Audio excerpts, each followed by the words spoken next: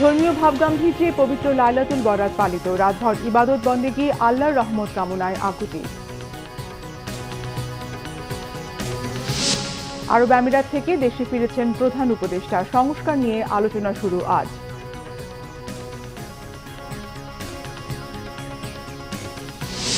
ইউক্রেনের পারমাণবিক বিদ্যুৎ কেন্দ্রের তেজস্ক্রিয়তা নিরীক্ষণের সুরক্ষা প্রাচীরে রাশিয়ার ড্রোন হামলা। দেখছিলেন ক্রাউন সিমেন্ট সংবাদ শিরোনাম। যথাযথ ধর্মীয় মর্যাদা ও ভাবগাম্ভীর্যে পালিত হল পবিত্র শবে বরাত। এই রাত ধর্মপ্রাণ মুসলমানদের কাছে সৌভাগ্যের রাত হিসেবে পরিচিত। আল্লাহর রহমত ও নৈকট্য লাভের পাশাপাশি গুনাহ মাফের আশায় নফল নামাজ, ইবাদত বন্দেগীতে ও কবর জিয়ারতের মাধ্যমে রাত্রি পার করেন ধর্মপ্রাণ মুসলমানরা। শুভ মাহফুজের রিপোর্ট।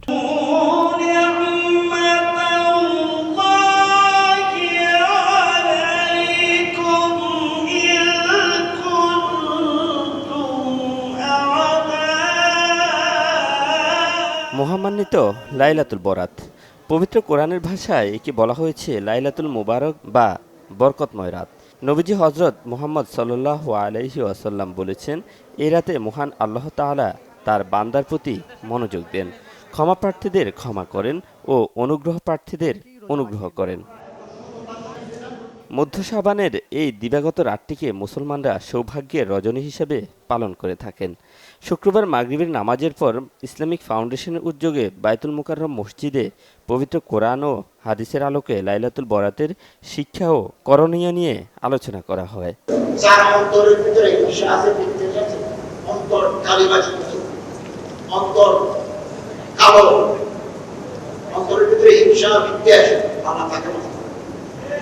এই দুজন ছাড়া, এই দুই তরিকার মানুষ ছাড়া আল্লাহ পৃথিবীর সব মানুষকে আজকে রাতে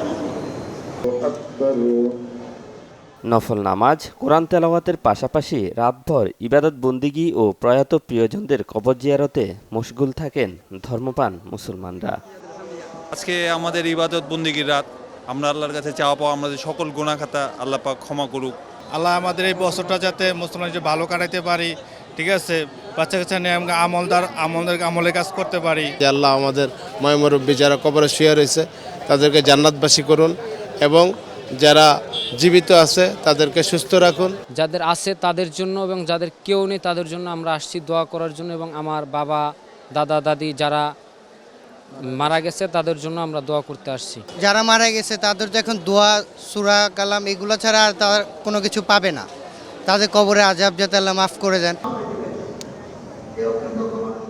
শাবান মাসের পরেই আসে রমজান মাস, পবিত্র শবে বরাত। তাই মুসলমানদের কাছে রমজানের আগমনী বার্তা বয়ে আনে। শবে বরাতের রাত থেকে রমজানের প্রস্তুতিও শুরু হয়ে যায় পুরোদমে। শুভ মাহফুজ, বাংলা ভিশন, ঢাকা। সংযুক্ত আরব আমিরাতে 2 দিনের সফর শেষে দেশে ফিরেছেন প্রধান উপদেষ্টা ডক্টর মোহাম্মদ ইউনূস। শুক্রবার বিকেল 5টায় প্রধান উপদেষ্টাকে বহনকারী এমিরেটস এয়ারলাইন্সের বিমানটি হযরত শাহজালাল আন্তর্জাতিক বিমানবন্দরে অবতরণ করে। এর আগে দুবাই এয়ারপোর্টে প্রধান উপদেষ্টাকে বিদায় জানান সংযুক্ত আরব আমিরাতের ক্রীড়ামন্ত্রী ডক্টর আহমেদ বেল হোল আল ফালাসি। 2 দিনের সফরে ওয়ার্ল্ড গভর্নমেন্ট সামিটে যোগ দেওয়ার পাশাপাশি সাইড লাইন বৈঠকে আমিরাতের স্বাস্থ্য ও বাণিজ্য মন্ত্রী সহ একাধিক মন্ত্রীর সঙ্গে বৈঠক করেন। এ সময় সংযুক্ত আরব আমিরাতের ভিসা নিষেধাজ্ঞা তুলে নিয়ে বাংলাদেশ থেকে আরও শ্রমিক নেওয়ার আহ্বান জানান ডক্টর ইউনূস।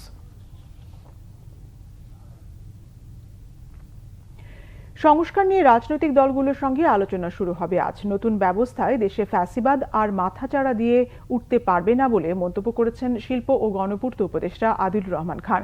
স্বৈরাচার প্রতিরোধ দিবস উপলক্ষে শুক্রবার রাজধানীর শিক্ষা চত্বরে স্বৈরাচার পতন আন্দোলনের শহীদদের প্রতি শ্রদ্ধা জানান 90-এর ছাত্র আন্দোলনের নেতাকর্মী, সমাজতান্ত্রিক ছাত্র ফ্রন্ট, স্বৈরাচার বিরোধী ছাত্র পরিষদ, বিপ্লবী ছাত্র মৈত্রী, পাহাড়ি ছাত্র ফ্রন্ট সহ বিভিন্ন সংগঠনের নেতাকর্মীরা। এ সময় বক্তারা বলেন, 90 এবং 24-এর স্বৈরাচার পতনের আন্দোলন একই সূত্রে গাঁথা। সব ষড়যন্ত্র মোকাবিলা করে সকল রাজনৈতিক দলকে ঐক্যবদ্ধ থাকার আহ্বান জানান সাবেক ডাকসু নেতা, বিএনপি চেয়ারপারসন উপদেষ্টা আমানুল্লাহ আমান। ব্যাপক ফলনে দাম কমেছে হানি কুইন জাতের আনারসের। হতাশ রাঙ্গামাটির নানিয়ারচরের চাষিরা।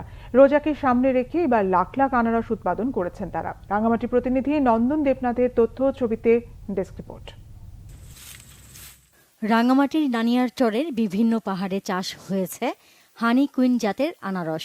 কৃষি বিভাগের পরামর্শে বিশেষ পদ্ধতিতে হরমোন ব্যবহারে সারা বছরই উৎপাদন হচ্ছে উচ্চ ফলনশীল এই জাতের আনারস।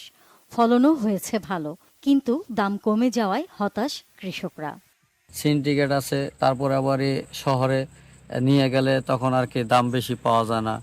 এখানে মানুষটা শহরের মানুষ চিনে না, জানে না। সদাগারে বলছে ভাই একটু বাড়ছান, দেখি কি করা যায়, যদি মাল মার্কেট ভালো থাকে তাহলে কাটে নিবে, আর নাহলে যা পারে আস্তে আস্তে নিবে, আর না পারলে করার কিছু না, এখানেই থাকবে।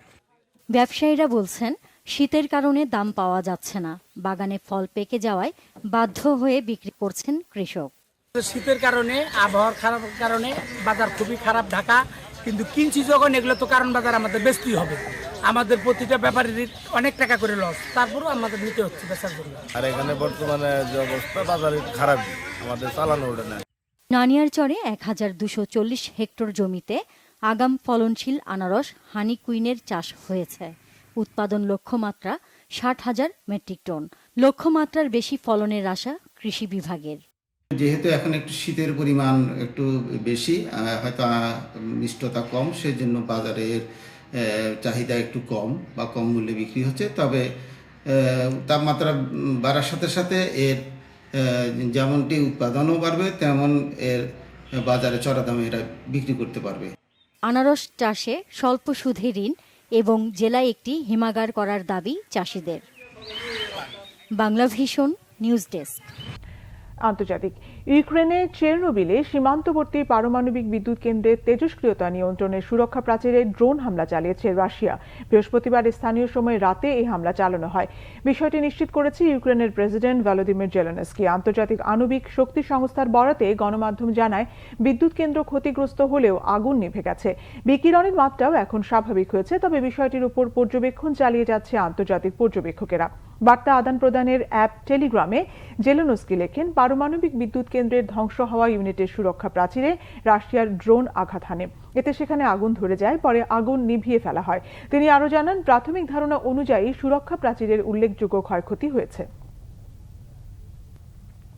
এই ছিল এখনকার মতো। পরের সংবাদ সকাল 11টায়। এছাড়া বাংলাদেশের সংবাদ ও সংবাদ সংশ্লিষ্ট অনুষ্ঠান দেখতে ভিজিট করুন www.bvnews24.com ও facebook.com/banglavishnewsে এবং সাবস্ক্রাইব করুন youtube.com/banglavishnnews। ধন্যবাদ।